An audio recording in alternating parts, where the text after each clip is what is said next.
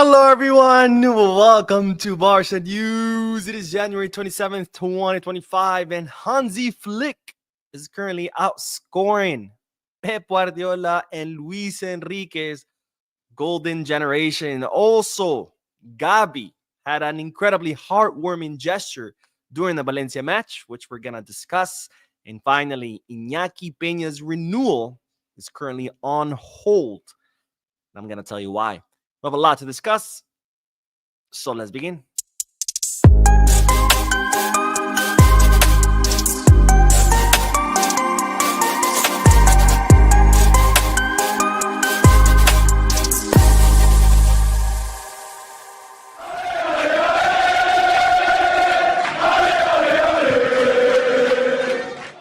Hello, everyone. Welcome to the channel. My name is Mo, and this is the Barca News Live podcast, where we discuss Barcelona news and where I also get to interact with you lovely people in the chat section by reading your comments, answering your questions, and getting the discussion going. For those of you who will be watching the podcast when it ends, I will be putting timestamps in the description and chapters in the timeline in case you do want to skip through the discussion and get straight into the news, the meat of it.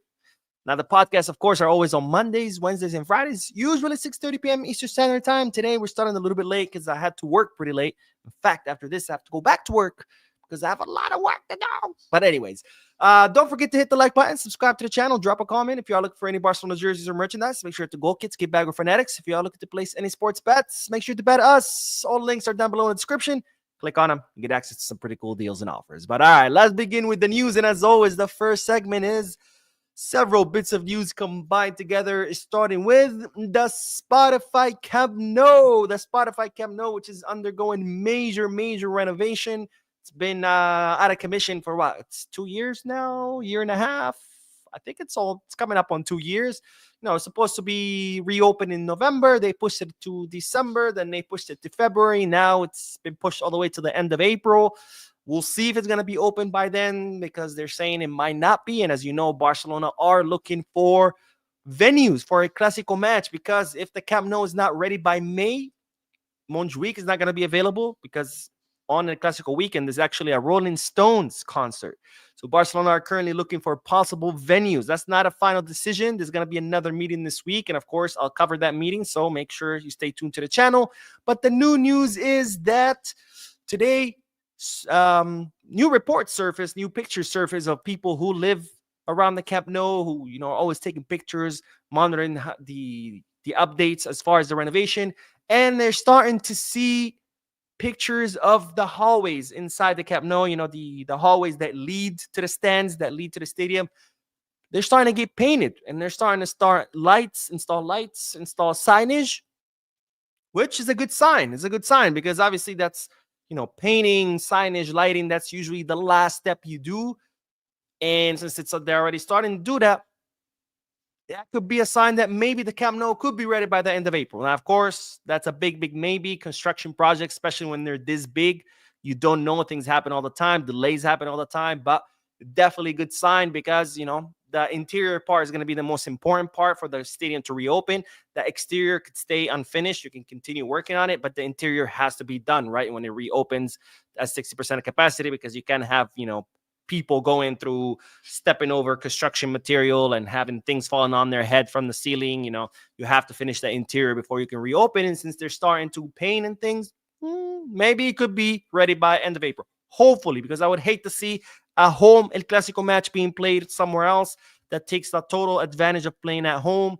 Not to mention, having to travel to another city.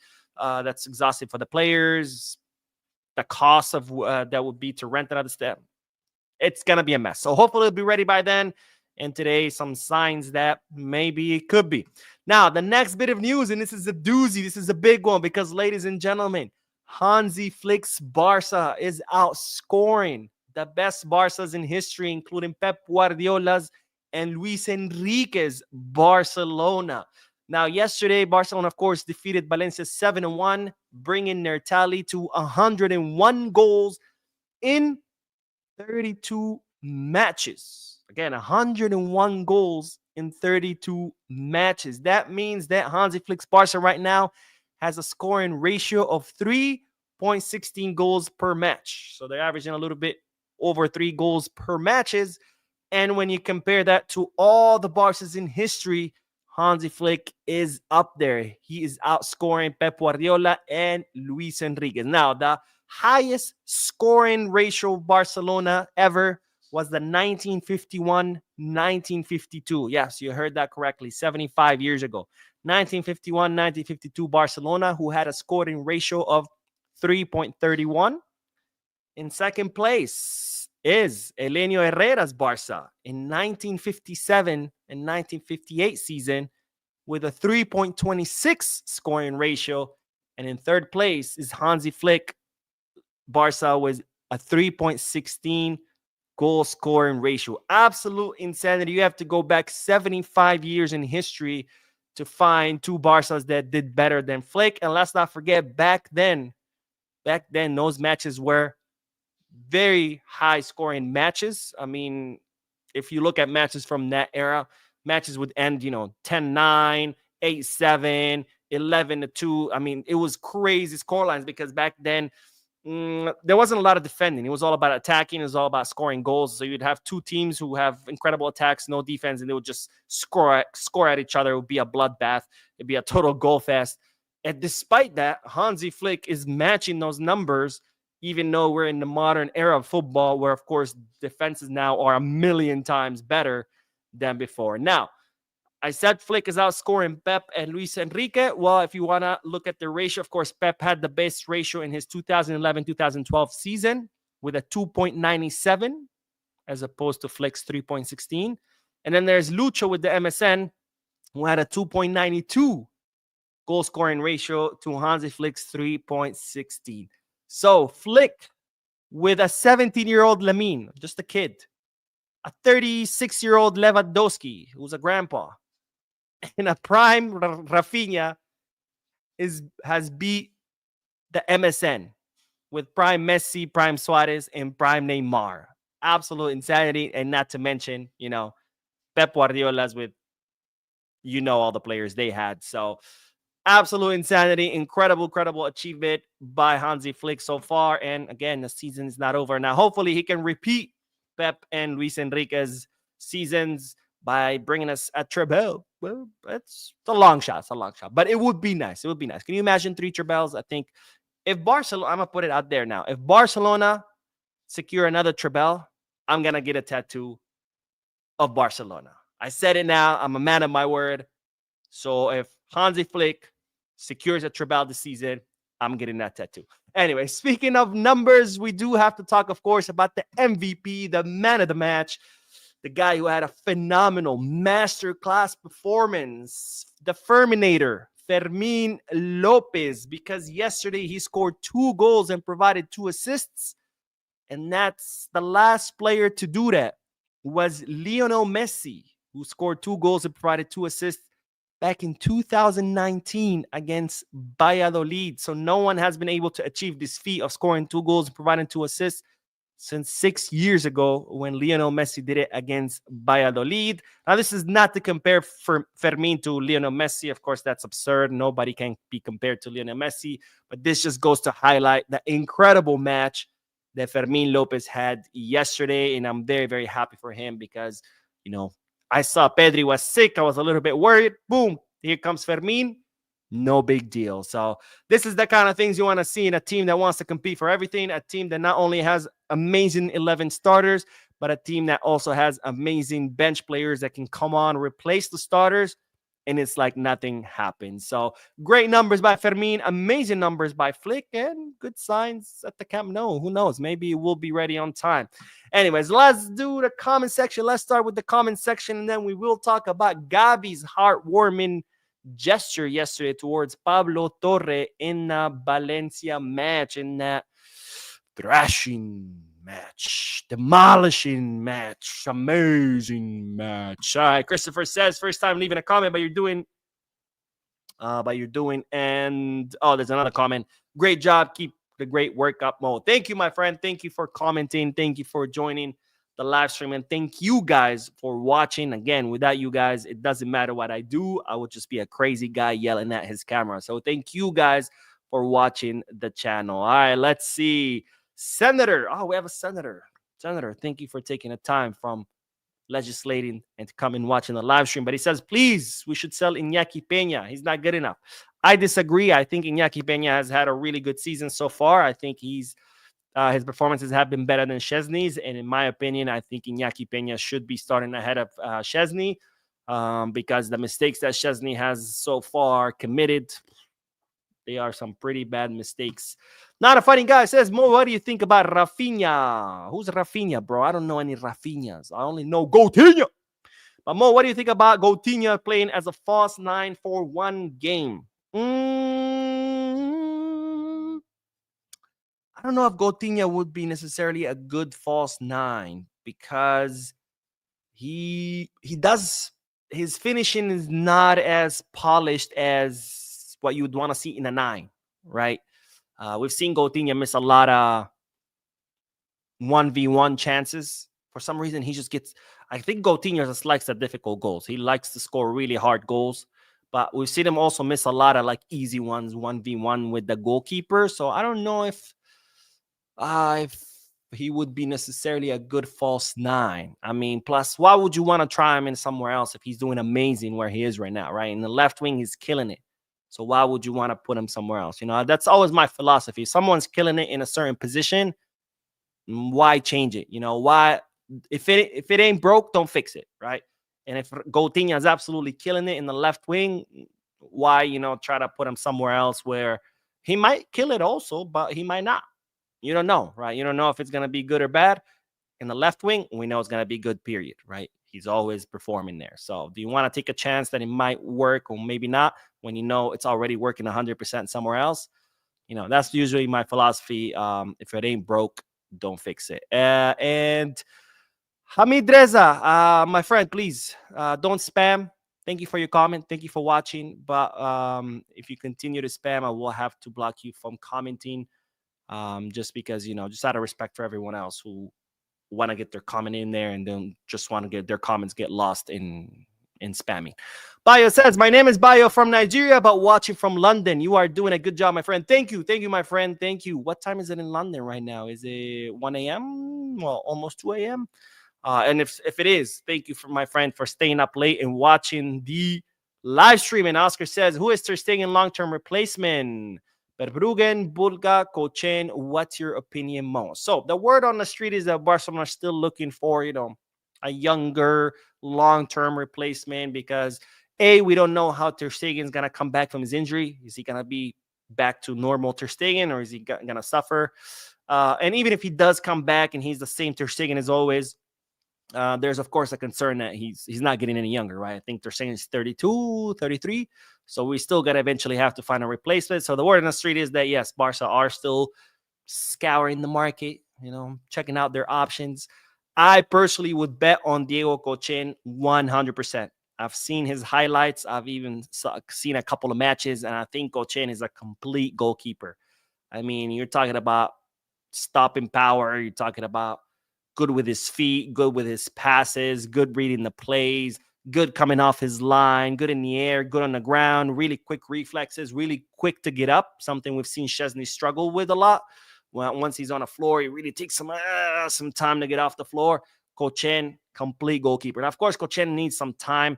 So I would, if I was Barcelona, I would start thinking of giving him some time, you know, maybe some Copa del Rey matches, maybe not this season, but definitely next season.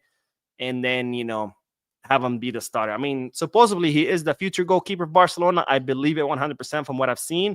So why go to the market when we have someone in the academy, right? And we do have a donation. Nathan, my friend, thank you so much for your generous donation. Says Barca needs Rashford.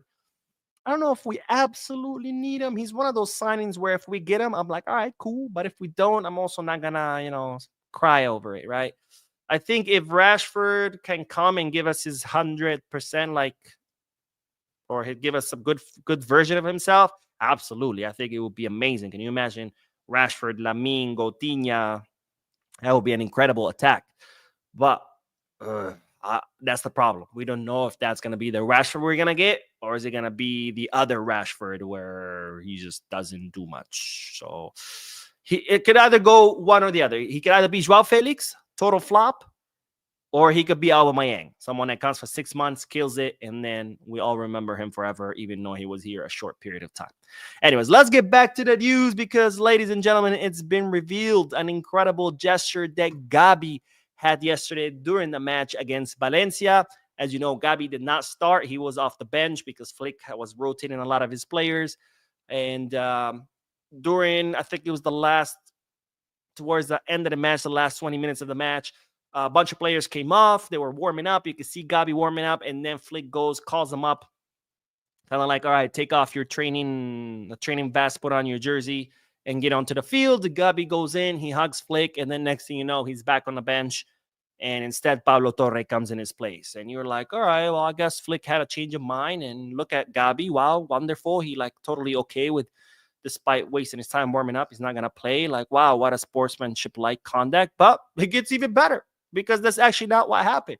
What happened is Flick called up Gavi, told him, hey, hop on the field for the last 15, 20 minutes. And Gavi said, no, thank you. How about you put in Pablo Torre? He hasn't gotten much minutes lately.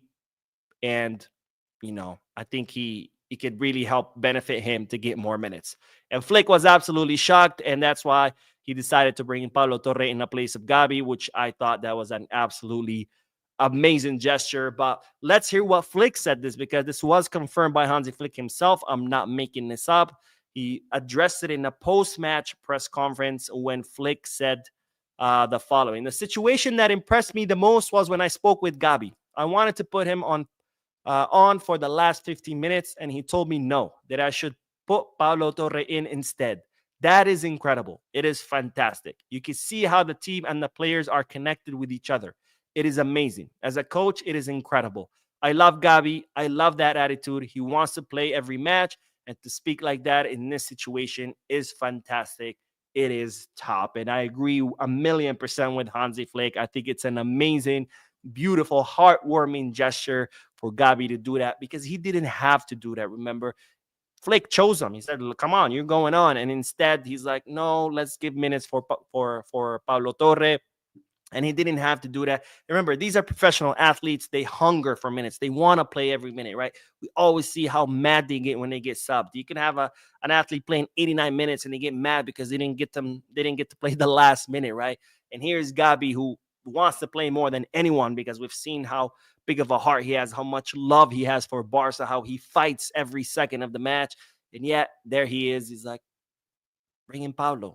Pablo needs it more than me. I want to play every second, but Pablo Torre needs it more than me. Put him in my place. And I thought that was a very, very beautiful gesture by Gavi, who I have no doubts in no time he's going to be a captain. I'm surprised he's not a captain yet, because we've all seen, I don't think anyone on the squad loves Barca as much as Gavi does. And this is just another way of showing it. But this also has another repercussion that we need to talk about. It's not just like, oh, that's so cute. It signifies more. And what signifies, it's what Flick kind of talks about in his statement, and it's how close this locker room is, right? All these players are so close together, and that's very important. That's very, very important, because any team that wants to compete for all trophies needs to be united together, because this is a team sport at the end of the day. Yes, you can have your stars, you can have your Lamine Yamals and Messi's of the world, but you still need the entire team to come together, and you still need the entire team to have that attitude of, we're all in this together. And it's kind of like, that cheesy Musketeers line, all for one and one for all. You need that mentality. Well, we're all in this together. We all got each other's backs. I'm gonna play my ass off, not because I'm trying to show off, or I'm gonna play my ass off because the guy next to me is playing his ass off, right? I'm gonna fight as hard as I can because then the guy next to me is also fighting as hard as he can. And when you have that kind of closeness in the locker room, when you have that kind of camaraderie in the locker room, where all the players are just in it together, they're all fighting for each other, they're all playing for each other, I think that's very, very, very important in any team that aspires to win it all. And this gesture by Gavi just shows how close is this squad. And of course, how amazing is Gavi, who for me right now, he is an untouchable. Not only because his love for Barca, but his performance, the way he fights, his grit, his determination, his spirit. I think Gavi is absolutely replaceable. If tomorrow the club has to go under or sell Gavi, let it go under. I'm kidding, of course, but I think Gavi is absolutely untouchable. Beautiful gesture, and I do want to hear you guys' thoughts about Gavi's gesture in the match towards Pablo Torre. All right, let's get back to the chat section, and then we will talk about Inaki Pena because his renewal is on hold. We do have another donation. Abhishek says, no, Rashford needs Barca. That's actually a good point. By the way, thank you for your donation, my friend. That's very, very generous of you. But yes, I agree. It's not that we need Rashford. Rashford needs us because right now Rashford is in a big hole. And he's in a hole that he dug himself in, right? And right now, the only clubs that he's attracting attention is Saudi, Turkey, right? No big club wants him. So I think I think Rashford realizes that he needs Barca. He needs to come here 6 months, give it his all, try to impress, trying to regain his stature in the world of football. That way, next summer, because he knows Barcelona are not going to sign him on a permanent transfer. And that way, in the summer, he can be like, hey, guys, look what I did at Barca these past 6 months. Like, I still got it. And that way, he can attract European clubs, big European clubs versus Saudi and Turkish clubs, right? Because he's 27. He's too young to be going to a retirement league. But you're right. I think you're right. I think it's Rashford who needs us more than we need him. But we do need a left winger. I'll say that.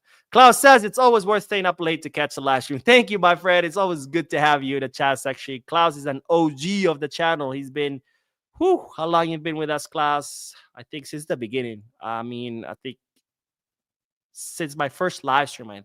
Because when I first started the channel, I really didn't do live streams. I didn't have the equipment for it to begin with.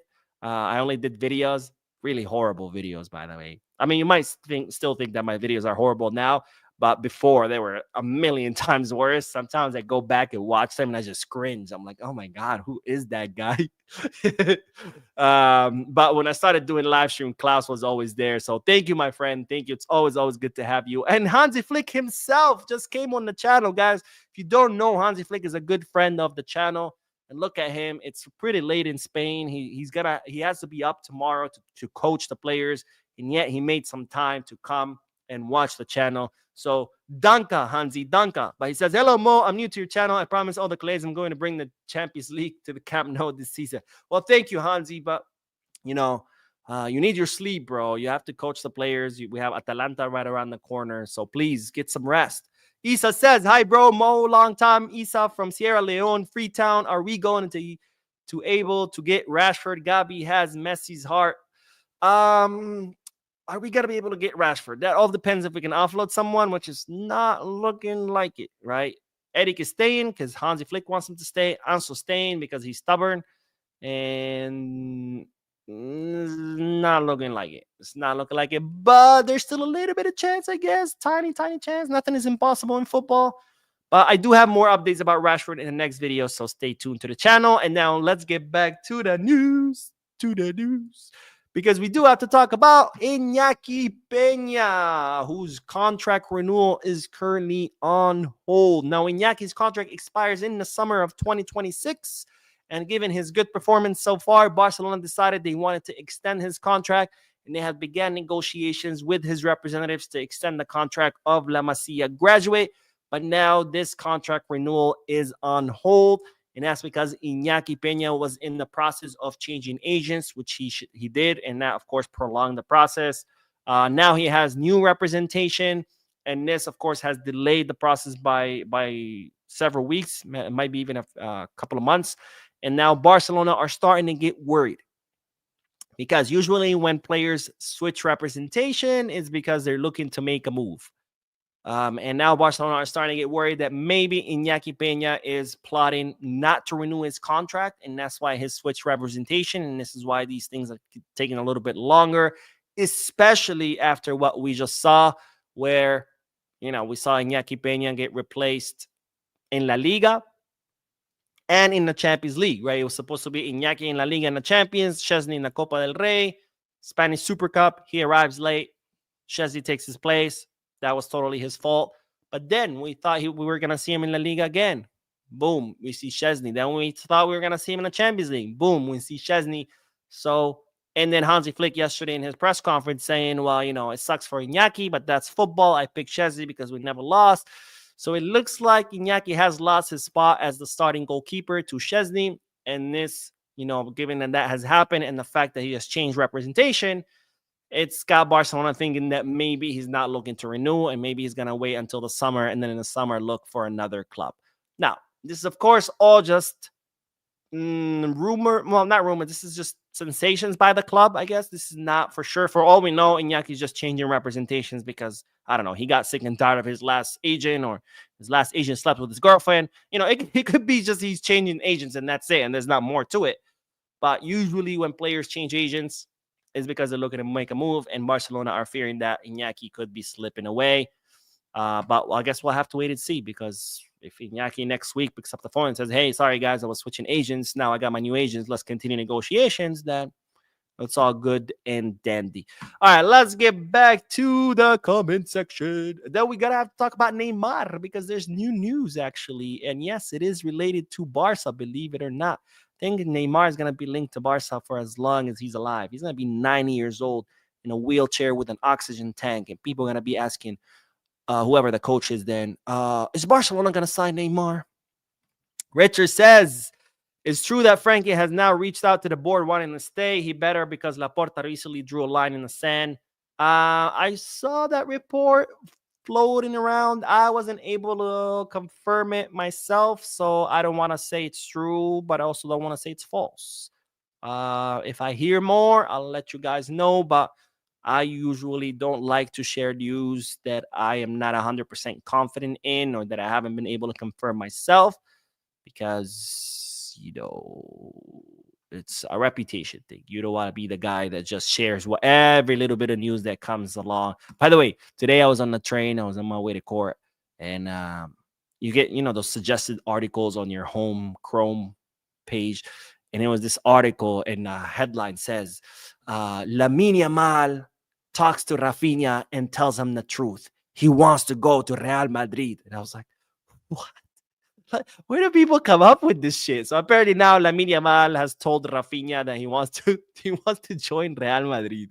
My God, the shit that you see out there, especially in my field, because I go through dozens and dozens of articles and publications and videos and radio shows just so I can compile the news and tweets and you name it. And I mean, the crazy shit I come across. So yeah, you guys heard it here first. Lamine Yamal just told Rafinha he's going to Real Madrid. Jesus.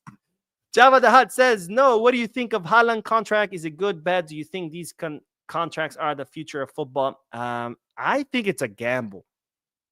I don't think it's a smart thing to give an athlete, any athlete, whether it's football or basketball or whatever, a 9.5-year contract.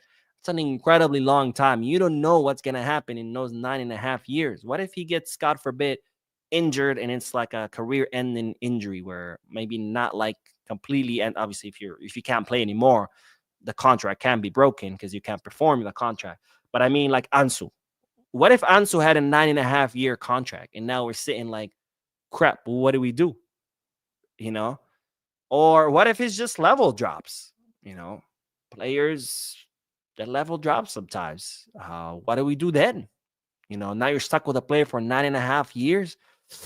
I think it's a gamble. I mean, it might pay off, and Haaland might end up being amazing for the next 9.5 years, and Manchester City are gonna be laughing like, haha, look, we got 9.5 years out of this guy for the same price at the time he was signed, because with inflation, if you were able to secure someone for that long and it pays off, it's a great investment, because you secured them at the time, at the price, at the market level where you sign them. But in 9.5 years, the market is going to be double probably, because inflation in football is insane. So it might work out, but I think it's a big gamble. I don't know if 9.5 years is the smartest thing to do.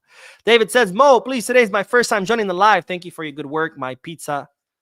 My is Pizza Junior from Ghana. I think that's what he meant. Thank you, my friend, for joining the live stream for the first time. And if you're eating pizza, Bon appetit. All right, let's do the last bit of news, and it has to do with Neymar, and then we'll do the rest of the comments, I promise.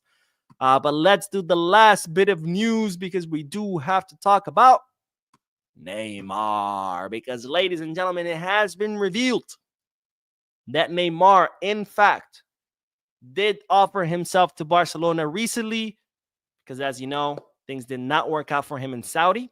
Well, actually, they did. We'll talk about it in a little bit.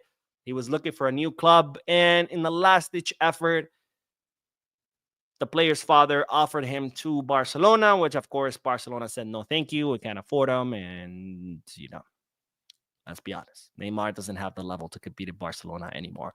So definitely interesting news because I think it was back in November or back in September. His father was asked if Neymar had been offered to Barcelona, and he completely denied it. But seems that later on they did offer the player to Barcelona this past few weeks.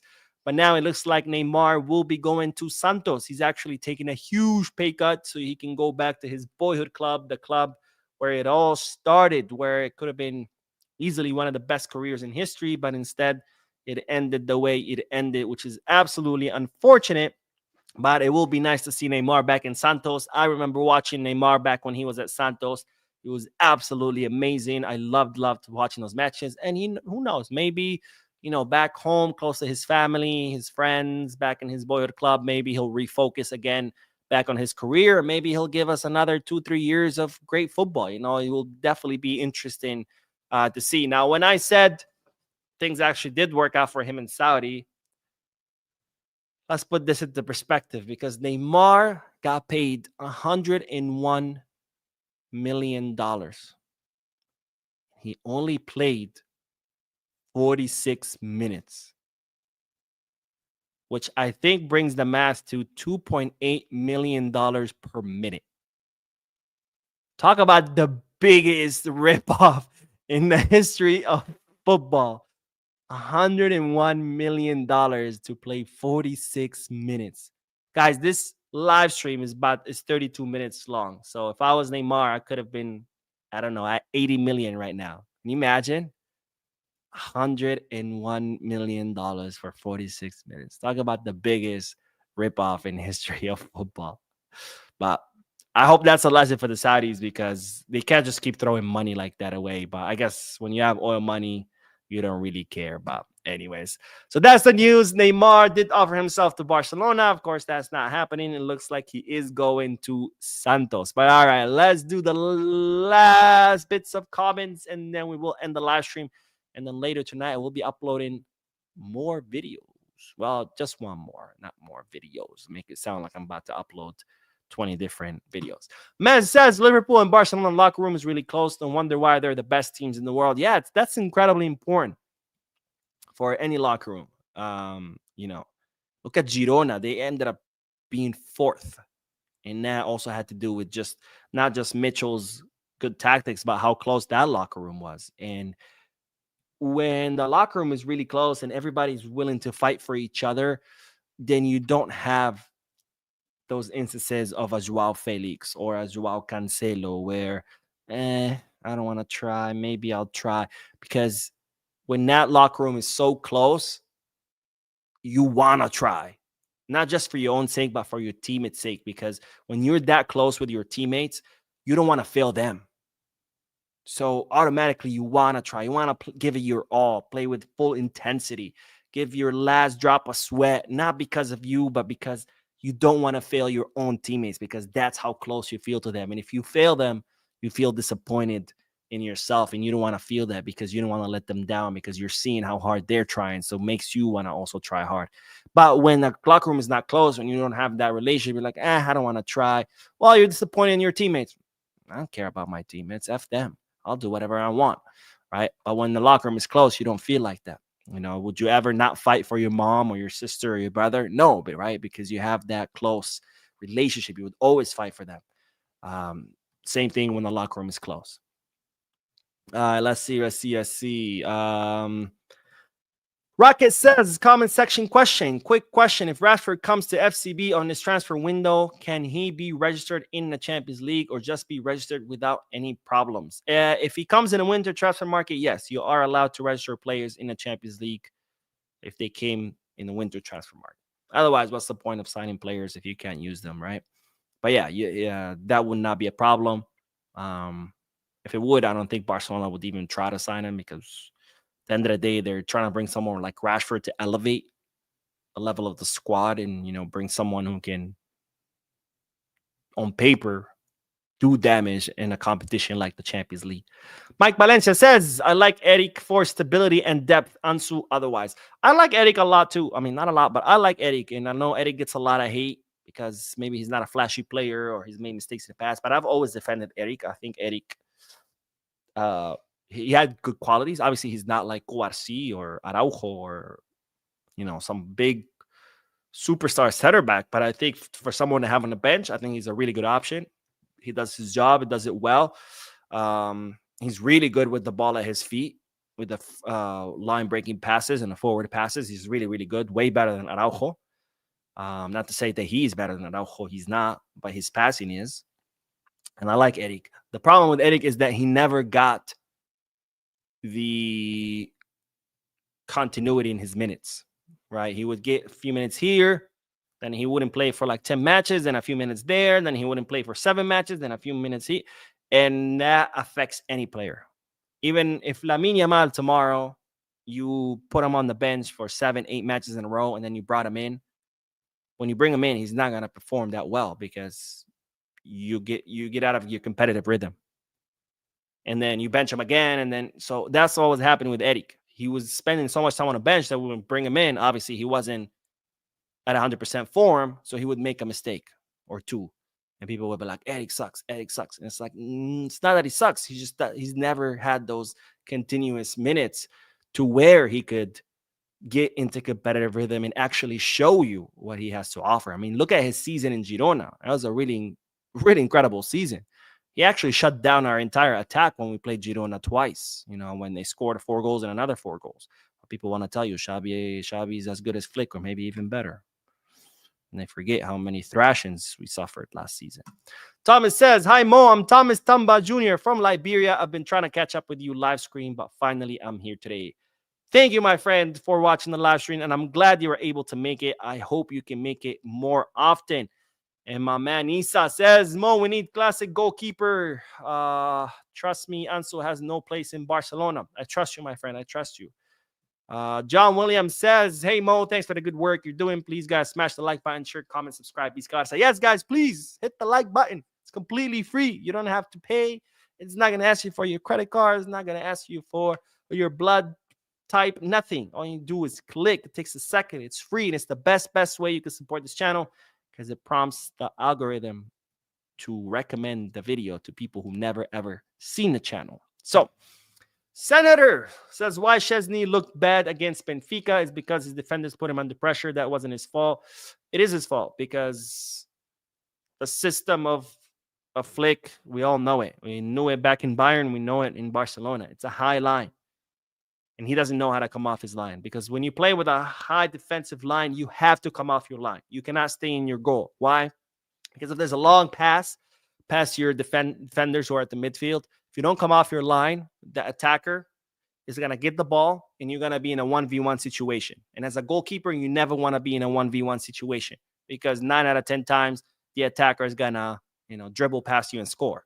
So in order to prevent that when you're playing with a high defensive line, if you see that long pass to the back of your defenders, you have to come off your line, run, and intercept that ball before it gets to your attacker, to the attacker. And that way you're not in a 1v1 situation. Szczesny doesn't know how to do that. So yes, it is his fault because he doesn't know how to do that. And it happened against Madrid. His timing was off. He came out too late, ended up taking down Mbappe. He got a red card. He did it again against Benfica twice. Come off his line wrong. First late, took down Balle, then another penalty. Did it again yesterday. Also came off late and took down the Valencia player. So at this point, how many times are you going to blame the defenders? At what point do you actually say, okay, maybe it's the goalkeeper and it's not the defenders? I mean, 1 time, maybe it's a defender's fault. 2 times, okay. 3 times, 4 times, at what point do you say, okay, maybe it's the goalkeeper, not the defenders? Rocket says, good question. If Rashford comes, Oh, wait, already answered that question.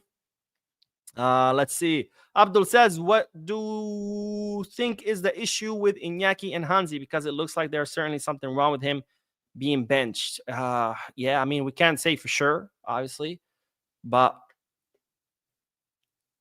I don't know. But I have a feeling that the relationship might have broken down there. Or maybe Flick just likes what he sees from Chesney in the practice better than Iñaki. We can't say for sure, but it's not looking good for Iñaki. Anyways, that is all, ladies and gentlemen. Thank you so much for tuning in. Thank you for your comments, your likes, subscriptions, your generous donations. If you haven't hit the like button. Please make sure you do. If you haven't subscribed yet, also make sure you do. I will see you in the next video because I will be uploading a video in a little bit. And as always, Visca Barça.